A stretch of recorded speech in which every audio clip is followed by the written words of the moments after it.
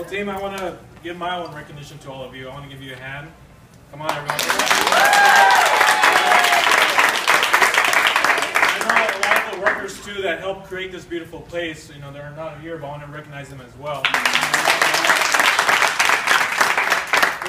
I want to talk to you about emotions, all right? How not to let it get the best of you when there's customers that really drive your, you know, they test you out where you're like, oh God, here's another day with these customers. Now, I know they come in the store and they're like, you know, oh, how's everything going? And they come, but there's times where they are very demanding, where they want, you know, they want to push you and test you, and your emotions build up. You're like, yes, ma'am, yes, I will be right with you. But inside you're like, ooh, I want to go in the bag. It's, you know, you feel that rise in you. So I'm going to share a story of this motivational speaker named Joel Osteen. Have anyone heard Joel Osteen? Yeah. Yeah? All right. So he shared a story about him taking his family to Disneyland. I know all of you've been to Disneyland, right? Raise your hands. Yeah? Okay. So here's the story. So, you know, when you're at Disneyland, you go throughout the whole rides, and at the end of the day, you're just tired out, you're hungry, you're like, okay, I want to go. But what happens when you're walking out of going towards the gate? There's the shops, right? So with his kids, Dad, I want to go check out the shops, this and that. He's like, okay, just make it, make it quick. So Joel Osteen actually went to a bench where there was a big clock in Disneyland telling the time, and him and his wife and the kids went inside the stores, and they were shopping. Joel Osteen sitting on the bench. He's like, okay, I'm hungry right now. I want to go and get in my car. I want to go to the hotel. So I'll let them be. So about 5 minutes goes by, 10 minutes. He's looking at the big clock in Disneyland. He's like, okay, 20 minutes gone by, 30 minutes. He's like, what is taking them so long? Like, he wants to go. So 45 minutes goes by. He gets off his bench. He goes to inside the big store. Probably a lot of you remember that store in the front entrance, like a big store inside. He walks in, and so many people. He's trying to find his wife, and he's like, and he finally finds her. He's like, Victoria, let's go. I'm tired. It's been 45 minutes. Let's go. I'm hungry. Oh, Joel, just give us a few seconds, and we're just barely checking out. No, you know what? I'm leaving. I'm gone. Bye. He leaves. He goes to the tram. The tram takes him to the garage. He walks up to the 3rd level. As soon as he gets to the 3rd level, he's like, okay, I know I rented a white car, but there's like 100 of white cars. He's like, okay, which one's mine? So he goes throughout the whole 3rd level, and he's looking. He's like walking back and forth through all the levels of the 3rd level, looking at all the cars. He's like, which one's my car? He's like, where's my car at? And he's looking all over. His emotions are I'm hungry, but he felt bad. He's like, I can't believe I told Victoria, got angry at her. But in his mind, he's like, I'm hungry. I just want to go find my car. Where's my car? Well, there's no one around him, and he goes back to the tram downstairs, and he feels embarrassed. And he's like, sir, I feel embarrassed asking you this, but can you help me find my car? He's like, well, did you park in the Mickey and Friends garage, or did you park in the Lion King garage? Well, I don't know. I don't know where I parked. I was like, okay, well, when you came in here, did you see Mickey? No. Well, did you see Simba? And he's like, I don't know who Simba is. And he's like, well, did you see Donald when you came in here? He's like, no, I did not see Donald. He said, okay, well, if you did not see this, you probably parked on the Lion King garage, which is on the other side of the Disney park. Are you kidding me? Like, he's like, wow. He's just like, okay. So he got his emotions back together. He's like, I felt so bad that I let my emotions get the best of me, where I left my family like that, and I went on the search for my white car. So as he went on his tram and he went to the other side of the park, he went by the bench where he waited for about 45 minutes, and he looked at that bench. He's like, God, that's where I waited and let my emotions get the best of me. But when he finally got to the other side of the park and got to his garage, he saw his kid run up to him. He's like, Daddy, where have you been?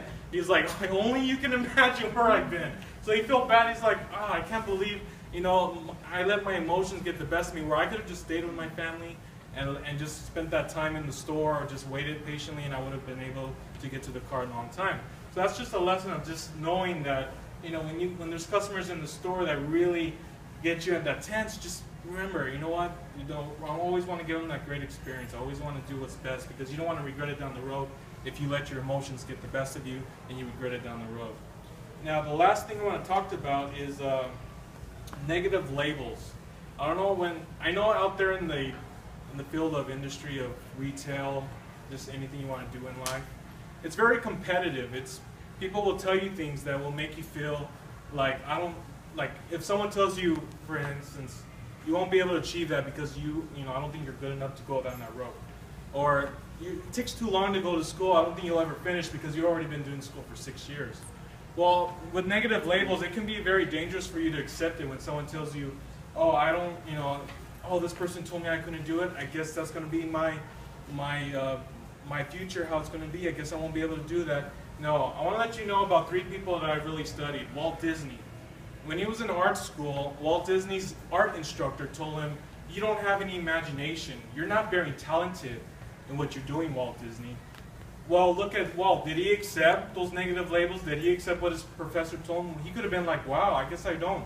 What's another profession I can use? But no, Walt Disney knew, I have a vision. I know what I'm destined to be in this life. I'm going to be someone who I can be. And look, his empire is Disneyland, Walt Disney World, the movies he's brought out. It's changed. Second is Paul Mitchell. Who's a fan of Paul Mitchell's products? You know? Yeah, hair products. Okay. Did you know that when John Paul was in high school, he was in a gang with his brother in LA, and his teacher told him something that really would change his aspect of life, his view. His teacher told him, the route you're going, John, you will never amount to anything in life. And after she told him that, he says it changed his thought process. He's like, you know what, I am going to be someone in this life. Maybe I'm in the gang right now, maybe I'm with my brother, we're doing this, but you know what, it's going to change me where I am going to be someone. I'm going to be someone in this life. And that's how, in his story, I don't know if you ever watched it or read about it, but he says, if it wasn't for her, he probably wouldn't be with the Paul Mitchell where it is now. Third is Oprah. We all love Oprah, right? Love Oprah? Okay, did you know that she was demoted from being a news anchor on television? You know why she was demoted? Because they said she wasn't fit for television. Imagine that. Now she owns her own television studio, Harpo Studios. She's like well known on television back in the day. So what did these 3 have in common? Their thought process, their thinking. If someone gave them a negative label saying, no, you're not fit for television, you won't amount to anything in life, like they told John Paul. Or for Walt Disney, you're not talented enough, you don't have any imagination. These guys and the woman, Oprah, she could have accepted that, where it could have messed up her future or who she was destined to be. But because she had her mindset and said, you know what, I know who I am, I believe in myself, and I can be who I'm destined to be in this life. And for all of you, I know either you want to grow in this company, be a manager, be a CEO, be on the top, as everyone. If you're going to school right now and it seems like it's a long road, always know you're closer to finishing it up, even if it seems long. You're closer, you're almost there, don't give up. So I believe in all of you. I wouldn't believe in all of you if I would be standing here doing this out of my own time. I really want to take my time out here and say, I do believe in all of you. I've seen your work. I've seen what you've done. Who am I? You're probably thinking, well, you're just a cash rep lead, Josh. Yes, but do you know how many people come in this store each month and ask, are you hiring? They would want any position in this job. They want any, but just a job. But for us to have this job right now, we should be very grateful to have this. Like, look, this beautiful store that just was blessed to us. Just the people that have contact in our life, just what we've gone through this journey and being with Victoria's Secret. It's just been a journey for me, and I know it's been a journey for all of you. So I want you to know, if you're in school right now, if you have a mission, if you're in the AIM program, whatever it is, if you're in school because you want to be, a different career, always remember, take this with you wherever you are in life. Always know your thought process is what's going to take you beyond the negativity. The thoughts of like, you won't be able to do this. Your family, if your family's like, mija, or min, or whatever they call you. Well, I don't do that. That's not the way the family does it. Well, you know what? I want to live my own journey. I want to walk on my own path. Maybe not the path of my family, but I have my own desires, my own way I want to achieve something.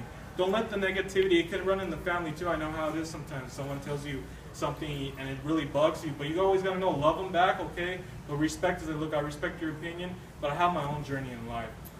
Maybe like people have told me, well, how can you work at Victoria's Secret? Like, that's a women's store. Well, you know what? I'm a praying man. I believe in God, and I believe that He put me in this path for a reason. I've been here 4 years next month. I have never been with a company that long in any of my career, and I always, I think and I ask God, like, what was the mission here? And I believe it was to plant seeds in people's hearts and knowing that there is hope, that you can achieve what you want in life, you can grow in a company, you can stay there, and you don't have to take any negativity from anyone. So I want you to all know after this meeting that if you remember it, great. If you don't, but I just really want you to remember down the road is that you can really do something with your life if you really believe in yourself. You really got to believe and change your thought process. Wake up in the morning and say, it's going to be a great day. I'm going to go to work. I'm going to be I'm just fully motivated. I'm going to be positive. And you'll see the great things that will happen in your life, okay?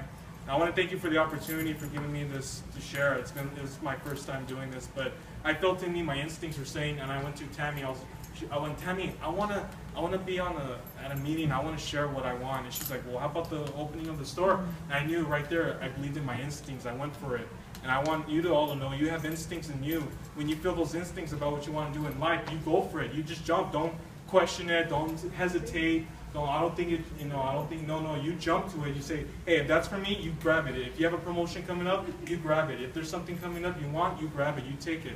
Because life's short, okay? So you want to really just grab what you want in life, because if you wouldn't do that, you'll never know where you'd be. Okay? So thank you again for getting...